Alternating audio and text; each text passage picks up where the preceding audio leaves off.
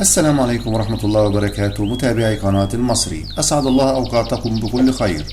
لو أنت جديد وأول مرة تشاهد قناتي ما تنساش اللايك والاشتراك في القناة ليصلك كل جديد. يحل نادي الريال البطل التاريخي للدوري الأسباني ضيفا ثقيلا على نادي إيبار في مباراة ستقام على استاد الملعب البلدي أوبرا بمدينة إيبار الأسبانية، وتنطلق سافرتها في تمام الساعة 10 مساء بتوقيت القاهرة،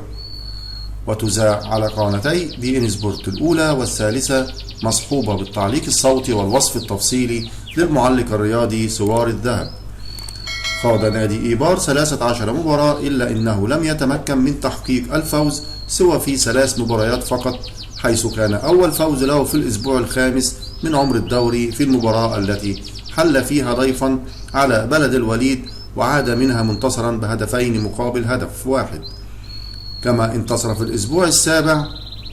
في المباراة التي حل فيها ضيفا على نادي أشبيلية بهدف نظيف. أما آخر فوز له فكان في الأسبوع 11 في المباراة التي حل فيها ضيفا على نادي ريال بيتس وانتصر فيها بهدفين نظيفين، لتكون كل انتصاراته التي حققها الآن خارج أرضه وبعيدا عن دياره،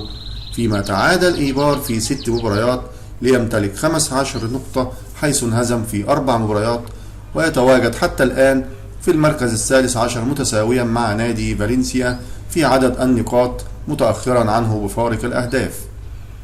أما نادي ريال مدريد أكثر الأندية الحاصلة على الدوري الأسباني، كما إنه أكثر الأندية الحاصلة على دوري أبطال أوروبا والبطولة الأهم في العالم على مستوى الأندية، وحامل اللقب، ويتواجد حتى الآن في المركز الثالث بعدما تمكن من تحقيق الفوز في 8 مباريات فقط في المباريات ال13 التي خاضها حتى الآن،